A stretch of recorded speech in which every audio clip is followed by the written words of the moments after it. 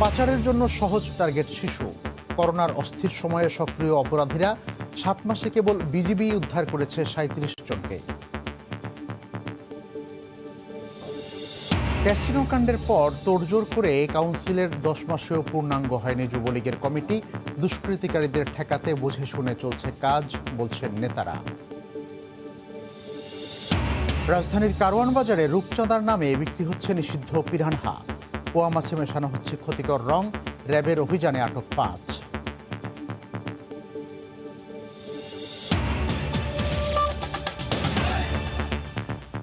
সময় সংবাদের সঙ্গে আছি আমি মিজানুর রহমান কবির। এবার রাজধানীর গুলশানে আগুনে পুড়ল একটি পোশাক কারখানা। গভীর রাতে গুলশান শপিং সেন্টারের 6 তলার ওই কারখানায় আগুন লাগলেও ছড়িয়ে না পড়ায় বড় ধরনের ক্ষয়ক্ষতি থেকে রক্ষা পাওয়া গেছে। ফায়ার সার্ভিসের 6টি ইউনিটের 2 ঘন্টার চেষ্টায় আগুন নিয়ন্ত্রণে আসে। তবে উৎকণ্ঠায় রয়েছেন অগ্নিকাণ্ডে ক্ষতিগ্রস্ত কারখানার শ্রমিকরা। ভোররাত 3:20-এর দিকে হঠাৎই আগুন লাগে গুলশান শপিং সেন্টারে। ভবনের 6 তলা থেকে ধোঁয়ার কুণ্ডলী দেখা যায়। খবর পেয়ে ঘটনাস্থলে আসে ফায়ার সার্ভিসের 6টি ইউনিট। ছুটে আসে উদ্বিগ্ন দোকানিরা। মার্কেটটিতে 700 দোকান ঘর আছে, অধিকাংশই গুদাম। প্রথমে যখন আসছি ভিতরে আগুন ছিল, হালকা আগুন ছিল। তখন ফায়ার ব্রিগেডের ইউনিট আসছে, ওনারা কাজ করতেছে, ওনাদের সাথে আমরা ছিলাম। এখানে মূলত আমাদের ম্যাক্সিমাম দোকানদারদের গোডাউন। এখানে কোনো পণ্য বিক্রি আমার জানা মতো হয় না, হয় নিচতলায় আর দোতলায়। প্রত্যক্ষদর্শী ও ফায়ার সার্ভিস জানায় 6 তলার একটি গার্মেন্টসের স্টোর রুম থেকে আগুনের সূত্রপাত। গার্মেন্টসের 6 তলায় আগুন এবং বিভিন্ন পার্টিশন দেওয়া তো, এবং খুবই এয়ারটাইট অবস্থায় ছিল। দরজা জানালা খুব বন্ধ, প্রচুর হিট এবং স্মোক, যেটা আমাদের আগুন নির্বাপনে বাধার সৃষ্টি করেছে। আগুন এখন আমাদের নিয়ন্ত্রণে আছে। এর আগে মার্কেটটিতে আরও 2বার অগ্নিকাণ্ড হয়। ব্যবসায়ীরা জানান, বড় ধরনের দুর্ঘটনা এড়াতে মালিক সমিতি রাতের বেলা বিদ্যুৎ বন্ধ রাখার সিদ্ধান্ত নেয়। এ কারণে শর্ট সার্কিট থেকে আগুন লাগার বিষয়টি নিয়ে সন্দেহ প্রকাশ করছেন তারা। অনেকে নাশকতার অভিযোগ করছেন। আমরা এটাই বুঝতেছি না, কেন জানি মধ্যরাতে আগুনটা লাগে, কেন সকালে লাগে না, বিকেলে না, বা সন্ধ্যায় না। ছাত্রশিক্ষা মহল বলতেছে 3 মাসের মধ্যে মার্কেট ভেঙে ফেলবো। ওরা বিভিন্ন টাকার অফার পাইছে, কিন্তু আমাদের অফিসিয়ালি কোনো নিউজ দেয় নাই। তাৎক্ষণিকভাবে আগুনে ক্ষয়ক্ষতির পরিমাণ সম্পর্কে জানা যায়নি। রবিউল ইসলাম আওলাদ, সময় সংবাদ, ঢাকা। এই মুহূর্তে রাজধানীর গুলশান শপিং সেন্টারের সামনে আছেন রিপোর্টার সেলিয়া সুলতানা। বিস্তারিত জানতে আমরা সরাসরি তার কাছে যাচ্ছি। সেলিয়া, এখন পর্যন্ত যদি আসলে জানাতে হয়, এই মুহূর্তে কিন্তু পুরো জায়গাটি অনেকটা স্থবির। ফায়ার সার্ভিসের গাড়িও যেমন নেই, পুলিশের যে গাড়িগুলো আসলে ছিল তারাও কিন্তু এরই মধ্যে চলে গেছেন। তবে এই পর্যন্ত যদি জানাতে হয়, গতকাল রাতে দিবাগত রাত 3টায় যে ঘটনা ঘটেছিল অগ্নিকাণ্ডের, তারই রেশ ধরে কিন্তু আমরা সকালে দেখতে পেয়েছি গার্মেন্টস শ্রমিকদের বেশ কয়েকজন কিন্তু তারা এখানে এসেছেন কাজে যোগদান করার জন্য, এবং তারা এসে যখন শুনেছেন যে রাতে এ ধরনের একটি ঘটনা ঘটেছে, তারপর কিন্তু তারা আবার চলে গেছেন। এবং তারা কিন্তু কিছু বিষয় জানিয়েছেন যে বিশেষ করে এই গার্মেন্টসটি কিন্তু কিছুদিনের মধ্যেই হয়তো এই জায়গা থেকে চলে যাওয়ার কথা তারা জানতেন, এবং গতকালই তাদের আসলে যে বেতন, সেই বেতনটি আসলে দেওয়া হয়েছে। যদিও তারা অভিযোগ করেছেন যে ওভারটাইম বা অন্যান্য যে বিষয়গুলো সেগুলো দেওয়া হয়নি, বরং বেতনের থেকেও কিছু কম দেওয়া হয়েছে বলে তারা অভিযোগ করেছেন। এবং তারা কিন্তু বিষয়টি স্বাভাবিকভাবে নিচ্ছেন না। এই যে বিষয়গুলো কিন্তু তারা আমাদেরকে বিভিন্ন তাদের যে যুক্তি সেইগুলো দিয়ে কিন্তু তারা আমাদেরকে জানিয়েছেন। আপনাদেরকে যদি জানিয়ে রাখি, গুলশান এই শপিং সেন্টার যেটি আছে, এখানে কিন্তু বিবিধ ধরনের, শুধুমাত্র বিপণী বিতান নয়, আমরা দেখতে পাচ্ছি ফার্নিচার ইন্ডাস্ট্রির যে অ্যাসোসিয়েশন সেটি যেমন এখানে আছেন, ঠিক একইভাবে ইন্স্যুরেন্স কোম্পানিরও কিন্তু একটি অফিস আছে। এছাড়া এই গার্মেন্টসের কথা তো আপনাদেরকে আগেই জানিয়েছি।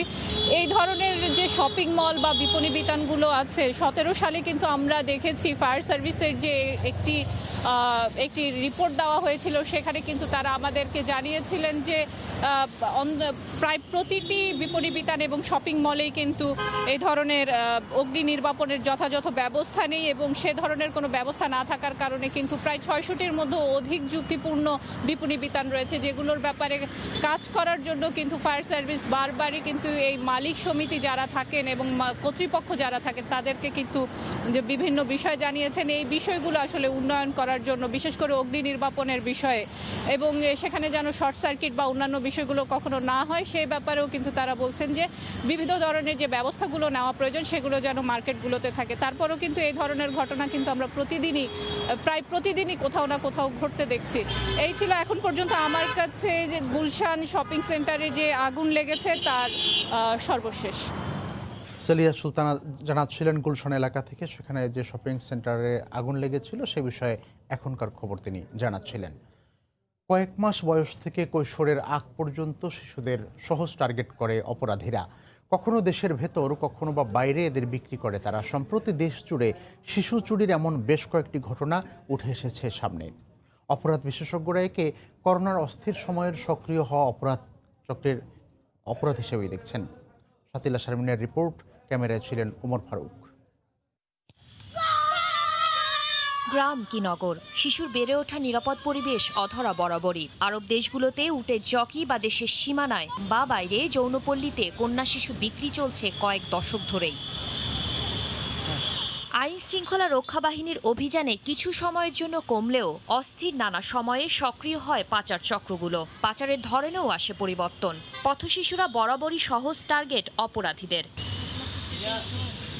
সম্প্রতি ঢাকা বিশ্ববিদ্যালয় এলাকা থেকে ঘুমের ওষুধ খাইয়ে 2 নারী নারায়ণগঞ্জে নিয়ে যায় জিনিয়া নামে 9 বছরের শিশুকে। মহানগর গোয়েন্দা পুলিশের অভিযানে একদিনের মাথায় মায়ের কোলে ফিরে আসে জিনিয়া। মহিলা পুরস্কার দেওয়া আসছিল, সাজানবার পুরস্কার দেওয়া এইখান থেকে লয়ে গেছে। পুলিশে বলছে ওরা নিয়ে অন্যান্য বিক্রি করে দিল। বাবা মা পরিচয়ে জিনিয়াকে যৌনপল্লীতে বিক্রির চেষ্টা করছিল চক্রটি। শিশু মনে সেই ঘটনার ভয়াবহতা রয়ে গেছে এখনো। গাছ গোছর ছিল, তারপর অনেকগুলো একসাথে বস্তা ছিল, বস্তার সাথে একটা বাড়ি ছিল, এই বাড়িতে আমার লাগছে। এদিকে চট্টগ্রাম থেকে আত্মীয়ের বাসা থেকে চুরি হয় 4 মাসের শিশু। এ ঘটনায়ও পুলিশ অপরাধী সহ ফুটফুটে শিশুটিকে উদ্ধার করে বাবা মায়ের কোলে ফেরত দেয়।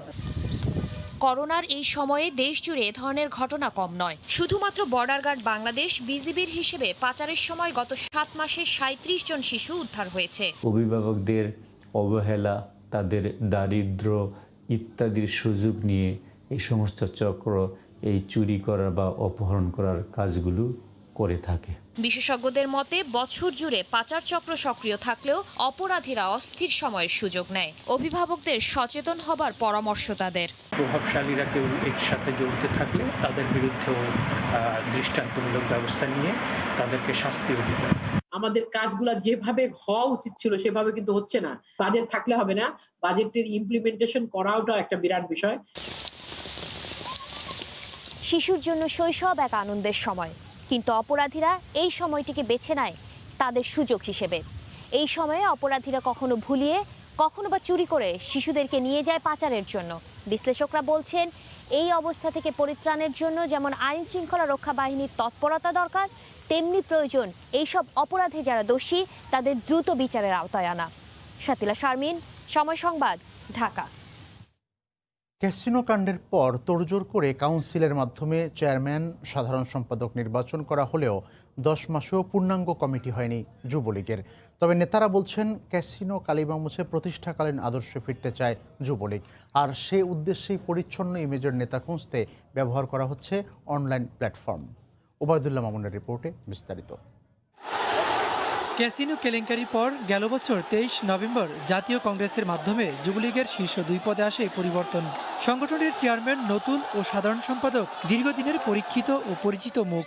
দায়িত্ব নেয়ার পরপরই দল সাজাতে কাজ করছেন তারা, কিন্তু 10 মাসেও পূর্ণাঙ্গ কমিটি ঘোষণা করতে পারেনি যুবলীগ। একই অবস্থা ঢাকা মহানগর কমিটির ক্ষেত্রেও। দীর্ঘ 9 বছরেও ঢাকা মহানগর পর্যায়ে কোনো সম্মেলন হয়নি যুবলীগের। ভারপ্রাপ্ত দিয়ে চলছে ঢাকা উত্তর ও দক্ষিণ যুবলীগ। যদিও কমিটির মেয়াদ 9 বছর অতিক্রম হয়েছে, 23 নভেম্বর বাংলাদেশ আওয়ামী যুবলীগের যে কংগ্রেস, তখন আমাদের সম্মেলন হওয়ার কথা ছিল। করোনার কারণে হয়তো দেরি হচ্ছে। করোনা শেষ হওয়ার পর আমরা আশা করতে পারি আমাদের সম্মেলনের মাধ্যমে মহানগরের নতুন কমিটি আসবে। আগামী দিনে যদি সম্মেলনের মাধ্যমে নতুন নেতৃত্ব সৃষ্টি হয়, তাহলে অবশ্যই সেই জায়গাটাতে এখনের থেকে সামনে আরও ভালো যুবলীগ পরিচালিত হবে। ইতোমধ্যে দল গোছাতে সামাজিক যোগাযোগ মাধ্যম ব্যবহার করে কেন্দ্রীয় নেতাদের খোঁজখবর নিচ্ছেন শীর্ষ 2 নেতা। কেন্দ্রীয় কমিটিতে যাতে কোনো দুষ্কৃতকারী ও ক্যাসিনোবাজ না ঢুকে সেজন্য কাজ করছে গোপন টিম। কোনো ক্রমেই ক্যাসিনোর সাথে সম্পৃক্ত মদ জুয়া হাউজির সাথে সম্পৃক্ত, মাদকের সাথে সম্পৃক্ত, কিংবা মানুষের উপর জুলুম করেন, মানুষের উপর নির্যাতন করেন, এই শ্রেণীর কোনো যুবক যেন আমাদের যুবলীগের পতাকা তলে আসতে না পারে, সেদিকে আমাদের সজাগ দৃষ্টি আছে। তবে কেন্দ্রীয় কমিটি গঠনে এখনো দিনক্ষণ চূড়ান্ত করেনি যুবলীগ। ওবায়দুল্লাহ মামুন, সময় সংবাদ, ঢাকা। রূপচাঁদার নামে বিক্রি হচ্ছে নিষিদ্ধ পিরানহা, আর জেল ও রং মাখিয়ে ক্রেতাদের হাতে তুলে দেয়া হচ্ছে পোয়া মাছ। এমন ঘটনা রাজধানীর কারওয়ান বাজারে। সকালে র্যাবের ভ্রাম্যমাণ আদালতের অভিযানে এমন চিত্র উঠে আসে। এ সময় 5 জনকে আটক করা হয়। অভিযানের নেতৃত্ব দেন র্যাবের নির্বাহী ম্যাজিস্ট্রেট সারোয়ার আলম। তিনি জানান, মাছ ব্যবসায়ীরা মাছের রং উজ্জ্বল রাখতে নিষিদ্ধ রং ও জেল মাখিয়ে রাখেন। অভিযানের সময় মৎস্য অধিদপ্তরের কর্মকর্তারাও উপস্থিত ছিলেন। আটক 5 জনকে 1 থেকে 3 মাসের কারাদণ্ড দেওয়া হয়। পরিবহন নিষিদ্ধ আফ্রিকান আপনার পিরানহা মাছ, এই পিরানহা মাছ কোনো রকমই চাষ করা যাবে না, বিক্রয় করা যাবে না, এবং এইগুলি বাজারে বিশেষ করে হোটেলে আপনার হচ্ছে যে রূপচাঁদা মাছ বলে বিক্রি করা হয়, এবং বাজারেও কিন্তু তারা রূপচাঁদা মাছ বলে বিক্রি করে এই পিরানহাকে। তো এই 3 ধরনের অপরাধ আমরা পেয়েছি। তো এই অপরাধে যুক্ত থাকার কারণে এখানে মোট 5 জনকে বিভিন্ন মেয়াদে কারাদণ্ড আদেশ করা হয়েছে। আর আমরা চাই যে কোনো মূল্যে খাবারটাকে যেন আমাদের বিষমুক্ত হয়, কারণ বিশেষ করে আপনার পোয়া মাছের যে রংটা দেওয়া হয় সেটা অত্যন্ত ক্ষতিকর। এই মুহূর্তে কারওয়ান বাজারে আছেন রিপোর্টার সাদিকুর রহমান। বিস্তারিত জানতে আমরা সরাসরি তার কাছে যাচ্ছি। সাদিক, আসলে এই কারওয়ান বাজার যে মাছের আড়ত, এখানে 1 ঘন্টারও বেশি সময় ধরে কিন্তু এখানে র্যাব অভিযান চালাচ্ছে।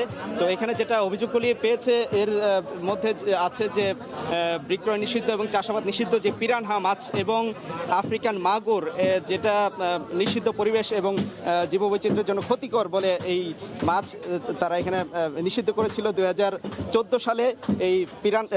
এই মাগুর, আফ্রিকান মাগুর এবং পিরানহা 2008 সালের ফেব্রুয়ারিতে কিন্তু নিষিদ্ধ করা হয়েছিল। এই পিরানহা কিন্তু এই ক্ষতিকারক মাছটি কিন্তু এখানে তারা রূপচাঁদা মাছ বলে এখানে চালিয়ে দিচ্ছে। এবং এই যে অভিযোগটি এখানে দেখতে পাচ্ছেন যে এই যে দেখে কিন্তু সাধারণভাবে বোঝার উপায় নেই যে এই মাছ এটি রূপচাঁদা নয়, এটি পিরানহা, কিন্তু এই মাছটি এভাবে প্রতারণা করে বিক্রি করা হচ্ছে এই কারওয়ান বাজারে এই মাছের আড়তে। এবং এই জন্য কিন্তু আরও কয়েকটি অভিযোগে কিন্তু এখানে যে 5 জন আড়তদারকে জরিমানা করা হচ্ছে। জরিমানা বলতে এখানে তারা কারাদণ্ড দেওয়া হয়েছে 1 মাস থেকে 3 মাস পর্যন্ত মেয়াদি। এবং এখানে আমি দেখাতে চাই যে মাগুর কিন্তু এই যে এটা নিষিদ্ধ থাকার পরেও কিন্তু এখানে দেখা যাচ্ছে যে এখানে প্রচুর অনেক মাগুর এখানে পাওয়া গেছে।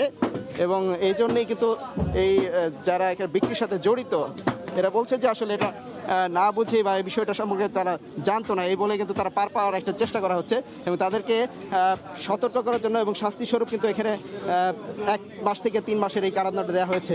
তো এই ছিল আসলে এখান থেকে। তো আমরা যেটা বলতে চাই যে এই মাছ 2014 সাল এবং 13 সালে নিষিদ্ধ করার পরেও কিন্তু বিভিন্ন আড়তে, বিভিন্ন বাজারে কিন্তু এই মাছ দেখা যাচ্ছে যে বিক্রি করা হচ্ছে এবং চাষাবাদ কিন্তু বন্ধ হয়নি। তো এই ছিল আসলে খুবই এই কারওয়ান বাজার মাছের আড়ত থেকে সর্বশেষ তথ্য। সাদিকুর রহমান জানাচ্ছিলেন রাজধানীর কারওয়ান বাজার থেকে। সেখানে বিক্রয় নিষিদ্ধ মাছ বিক্রি করা হচ্ছে, সে বিষয়ে অভিযান চালাচ্ছে র্যাব, সে খবর জানাচ্ছিলেন তিনি। করোনায় আক্রান্ত হয়ে দেশে গতকাল দুপুর পর্যন্ত 41 জন মারা গেছেন। নতুন শনাক্ত হয়েছেন 1892 জন রোগী। এই নিয়ে দেশে মোট রোগীর সংখ্যা 3,32,970 জন হয়েছে।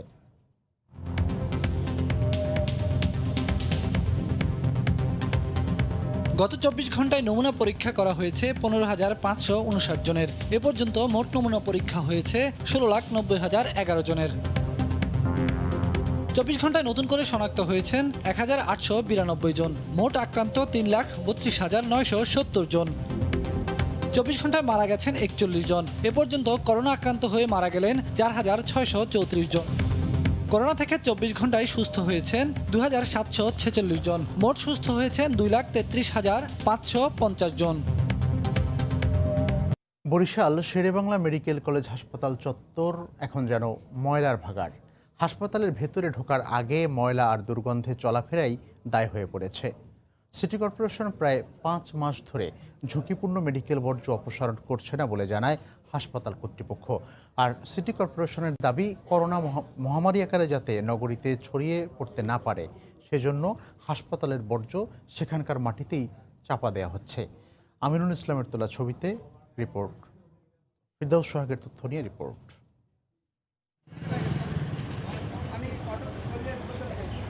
বরিশাল শেরেবাংলা মেডিকেল কলেজ হাসপাতালের জরুরি বিভাগের ফটক সহ আশপাশের এলাকা বর্জ্যের দুর্গন্ধ অসহনীয় হয়ে উঠেছে। প্রতিদিন বর্জ্য ফেলা হচ্ছে খোলা জায়গায়। প্রায় 5 মাস ধরে চলছে এই অবস্থা। করোনা পরিস্থিতি ভালো না হওয়া পর্যন্ত বর্জ্য সরানো হবে না বলে সিটি কর্পোরেশন জানিয়েছে বলে দাবি হাসপাতাল পরিচালকের। আমাদের পিছনের দিকে যে জায়গাটা আছে যেন পানি ট্যাঙ্কারি পর্যন্ত আমরা সব জায়গায় গর্ত করে এই প্রায় 4.5 মাস 5 মাস কিন্তু ওখানে গর্ত করে আমরা ময়লাগুলো ভর্তি আবার ঢেকে রাখছি। এই অবস্থায় বিপাকে পড়ার কথা জানালেন চিকিৎসক নেতা। গর্ত করতে করতে এখন আমাদের আর গর্ত করার কোনো জায়গা নাই, কোথায় ময়লা রাখবো, এটা একটা বড় বিষয়। সেক্ষেত্রে আমি মনে করি যে এই ময়লা ফেলানোর জন্য যারা কর্তৃপক্ষ তাদের যথাযথ আশু ব্যবস্থা নেওয়া দরকার। তবে সিটি কর্পোরেশনের প্রধান পরিচ্ছন্নতা কর্মকর্তা ও প্যানেল মেয়রের দাবি, করোনা যাতে মহামারী হয়ে না ছড়ায় সেজন্য হাসপাতালের বর্জ্য সেখানেই মাটিতে চাপা দেওয়া হচ্ছে। এই বর্জ্যটা বরিশাল সিটি কর্পোরেশনের মেইন শহর থেকে বেদ করে মেইন রোড থেকে গিয়ে সদর রোড হয়ে তারপরে ওপেন ডাম্পিং করতে হয়, যেখানে আশেপাশেও মানুষ বসবাস করে। যাতে মহামারী আকারে এই নগরীতে করোনা ছড়িয়ে না পড়ে সেই জন্যই আমরা ওইখানকার আবর্জনা ওইখানেই মাটি চাপা দেওয়ার ব্যবস্থা নিয়েছি। হাসপাতালে প্রতিদিন 1,500-এর বেশি রোগী থাকেন। ডাক্তার, নার্স ও রোগীর স্বজন সহ গড়ে অন্তত 10,000 মানুষের কয়েক মেট্রিক টন বর্জ্য জমা হয় এখানে। সময় সংবাদ, বরিশাল। কাঁঠালবাড়ি শিমুলিয়া নৌরুটে ফেরি চলাচল বন্ধ থাকায় পাটুরিয়া দৌলতদিয়া ঘাটে যানবাহনের চাপ বেড়েছে। ঘাটের উভয় পারে দেখা দিয়েছে দীর্ঘ যানজট। এ বিষয়ে বিস্তারিত জানাতে মানিকগঞ্জের পাটুরিয়া ঘাটে আছেন ইউসুফ আলী।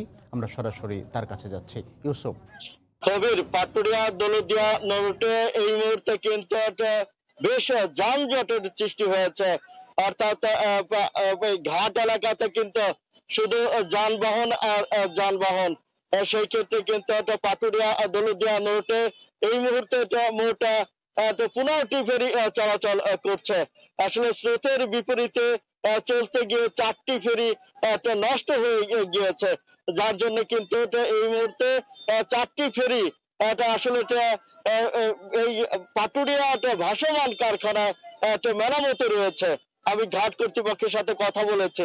ঘাট কর্তৃপক্ষ আমাকে জানিয়েছে আসলে স্রোতের বিপরীতে চলতে গিয়ে দীর্ঘদিনের পুরানো ফেরি নষ্ট হয়ে যাচ্ছে প্রতিনিয়তই। কিছু সময় তা মেরামত করে আবার এই নৌরুটে যুক্ত করা লাগছে এই ফেরিগুলোতে।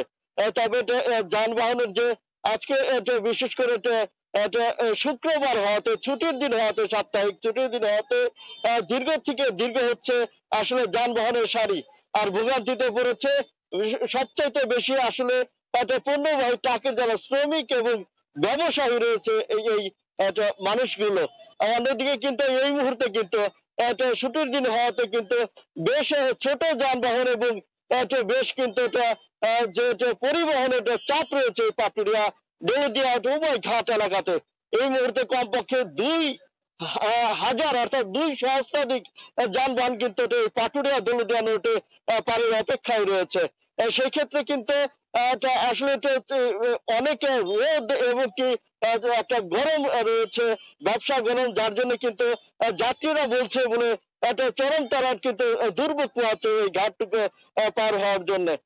সবকিছু মিলিয়ে পাটুরিয়া দৌলতদিয়া নৌরুটে যে দীর্ঘদিনের যে একটা ভোগান্তি তা কিন্তু আসলে স্থায়ী রূপ ধারণ করেছে। তবে একটি সুখের সংবাদ রয়েছে, সেটা হচ্ছে পাটুরিয়া দৌলতদিয়ার যে একটা বিকল্প রোড দিয়ে এই কয়েকদিন ফেরি চলাচল করছিল, তা আজকে কিছুক্ষণ আগে নতুন চ্যানেল দিয়ে কিন্তু এই ফেরি চলাচল শুরু করেছে। এই ছিল আমার কাছে কবির পাটুরিয়া ঘাট থেকে সর্বশেষ অবস্থা। পাটুরিয়া দৌলতদিয়া ঘাটে যানবাহনের চাপ ও ফেরি চলাচলের খবর জানাচ্ছিলেন ইউসুফ আলী। কম পুঁজিতে ব্যবসা শুরুর সুযোগ করে দিচ্ছে ফেসবুক পেজ। এই কারণে সামাজিক যোগাযোগ মাধ্যমের এই বাজারে উদ্যোক্তা হয়ে উঠছেন অনেক শিক্ষার্থী ও নারী। তারা বলছেন পণ্য ডেলিভারির খরচ কমানো গেলে ব্যবসা আরও বাড়বে। এ খাতের পর্যবেক্ষকরা বলছেন গত 1 বছরে দেশে কমার্স উদ্যোক্তার সংখ্যা দ্বিগুণ বেড়েছে। রিপোর্ট হরিপদ সাহার। বর্তমানে বাংলাদেশের সামাজিক যোগাযোগ মাধ্যম ফেসবুক ব্যবহারকারীর সংখ্যা 2,40,00,000। দেশব্যাপী ইন্টারনেট সেবা প্রসারের সাথে সাথে বাড়তে থাকবে এ সংখ্যাও। তাই ভার্চুয়াল বাজারের সম্ভাবনা বিবেচনায় নিয়ে অনেকেই ফেসবুক পেজ খুলে ব্যবসা শুরু করছেন। বিক্রি করছেন পোশাক, উপহার সামগ্রী, কসমেটিক্স ও জুয়েলারি সহ নানা পণ্য। শিক্ষার্থীদেরও কেউ কেউ নিজের খরচ চালাচ্ছেন এফ কমার্স থেকে। বিশ্ববিদ্যালয়ে পড়ার অবস্থায় আমি এই এফ কমার্স চালু করি এবং দেশীয় পণ্য নিয়ে কাজ করছি, যেমন হচ্ছে দেশি শাড়ি, কুর্তি। আমার নিজের পড়াশোনার খরচ এখান থেকেই আর্ন করে এখান থেকেই চালিয়ে থাকি এবং পরিবারকে কন্ট্রিবিউশন করতে পারছি। এই ব্যবসায় অনেক সম্ভাবনা আছে। আমরা যদি অন্য কোনো ব্যবসা করতে যাই তাহলে আমাদের অনেক পুঁজির প্রয়োজন হয়, কিন্তু আমরা এই ব্যবসাতে অল্প পুঁজিতে আমরা ব্যবসা শুরু করতে পারি। রাজধানীর বাইরে থেকেও স্থানীয়ভাবে উৎপাদিত খাদ্যপণ্য নিয়ে এফ কমার্স চালিয়ে যাচ্ছেন অনেক নারী উদ্যোক্তা। মাত্র 4,000 টাকা দিয়ে কিন্তু আমার এই উদ্যোগটা শুরু হয়েছিল, কিন্তু এখন প্রতি মাসে আমার টার্নওভার হয় 1 থেকে 1.5 লাখ টাকা। আমি শুধুমাত্র ঢাকায় হোম ডেলিভারি দিতে পারছি, কিন্তু অন্য জেলাগুলোতে হোম ডেলিভারি দিতে গেলে আমাকে যে পরিমাণ খরচ বা যে পরিমাণ চার্জ দিতে হবে, সেই পরিমাণ চার্জ দিয়ে কিন্তু ব্যবসাটা এগিয়ে নিয়ে যাবার মতো আমার আর্থিক সঙ্গতি এই মুহূর্তে নেই। জাতীয় এফ কমার্স সামিটের অন্যতম আয়োজক প্রতিষ্ঠান গিকি সোশ্যাল বলছে, দেশে বর্তমানে এফ কমার্স পেজের সংখ্যা 6 লাখ। এসব উদ্যোক্তাদের দীর্ঘমেয়াদী ব্যবসা চালাতে দক্ষ করতে প্রশিক্ষণের প্রয়োজন বলে মনে করেন এই বিশ্লেষক। নাম্বারটা আসলে প্রতি বছরই আসলে প্রায় ডাবল হচ্ছে এবং এফ কমার্স কনসেপ্টটাকে ঢাকার বাইরে বা সারা দেশব্যাপী যদি জনপ্রিয় করতে পারি তাহলে সেখান থেকে আসলে অনেক উদ্যোক্তা তৈরি করা সম্ভব, এবং যা কিনা ওভারঅল আপনার বেকারত্ব দূরীকরণে এবং দেশের ইকোনমিক ডেভেলপমেন্টে ভূমিকা রাখতে পারে বলে আমি মনে করি। অনলাইন মাধ্যমের সব ধরনের ব্যবসায় প্রতারণার ঘটনা কমাতে সরকারি সংস্থার তদারকির ওপরও জোর দেন পর্যবেক্ষকরা। হরিপদ সাহা, সময় সংবাদ, ঢাকা। দালালের দৌরাত্মে রাজশাহীর তানোরে পল্লী বিদ্যুতের গ্রাহকদের সংযোগ পেতে দিতে হচ্ছে বাড়তি টাকা।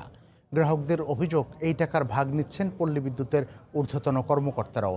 তবে এসব অভিযোগের সত্যতা পেলে প্রয়োজনীয় ব্যবস্থা নেওয়া হবে বলে জানান পল্লী বিদ্যুৎ সমিতির দায়িত্বশীল কর্মকর্তা। হাবিবুর রহমান পাপ্পুর তোলা ছবিতে বিস্তারিত সাইফুর রহমান রকির রিপোর্টে। বাসাবাড়িতে দ্রুত বিদ্যুৎ সংযোগ পাইয়ে দেওয়ার নামে রাজশাহীর তানোর উপজেলার মাদারীপুর গ্রামের লিটন গ্রাহকদের কাছ থেকে হাজার হাজার টাকা হাতিয়ে নিচ্ছেন। রাজশাহী পল্লী বিদ্যুৎ সমিতির কর্মচারী না হয়েও কতিপয় কর্মকর্তার যোগসাজশে তিনি তৈরি করেছেন একটি বলয়। ফলে সরকার নির্ধারিত ফি জমা দিয়ে আবেদন করার পরও দিনের পর দিন ঘুরে বিদ্যুৎ সংযোগ পাচ্ছেন না অনেকেই। এই সুযোগে গ্রাহকদের জিম্মি করে অতিরিক্ত টাকা বাগিয়ে নিয়ে সংযোগ পাইয়ে দিচ্ছেন ইলেকট্রিশিয়ান লিটন। টাকা না দিলে নানা অজুহাতে নোটিশ ছাড়াই গ্রাহকদের সংযোগ বিচ্ছিন্ন করে দেন তিনি।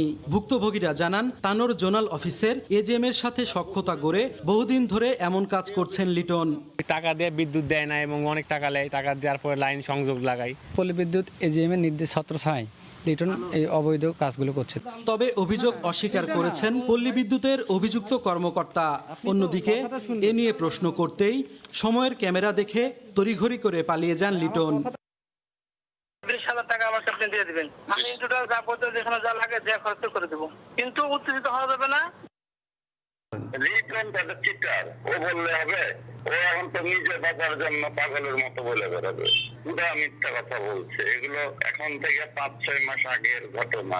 এ ব্যাপারে মৌখিক বা লিখিত অভিযোগ পেলে তদন্ত সাপেক্ষে প্রয়োজনীয় ব্যবস্থা গ্রহণ করা হবে বলে জানান পল্লী বিদ্যুৎ সমিতির ঊর্ধ্বতন এই কর্মকর্তা। মাইকিং করা হচ্ছে, লিফলেট বিতরণ করা হচ্ছে, যাতে দুর্নীতি যাতে না হয়, লিখিত অথবা মৌখিক, নামে অথবা বেনামে। আমরা তার বিরুদ্ধেই আমরা তদন্ত কমিটি গঠন হবে এবং তার বিরুদ্ধে আমরা প্রশাসনিক ব্যবস্থা নেব। আমরা পল্লী বিদ্যুৎ সমিতির দেয়া তথ্য মতে জেলায় তাদের প্রায় 2.5 লাখ গ্রাহক রয়েছে। বাসাবাড়িতে বিদ্যুৎ সংযোগ নিতে ফি লাগে মাত্র 450 টাকা। সাইফুর রহমান রকি, সময় সংবাদ, রাজশাহী। এ পর্যায়ে শীর্ষ সংবাদ জানিয়ে দিচ্ছি আরেকবার। এবার রাজধানীর গুলশান শপিং সেন্টারে আগুনে পুরল গার্মেন্টস।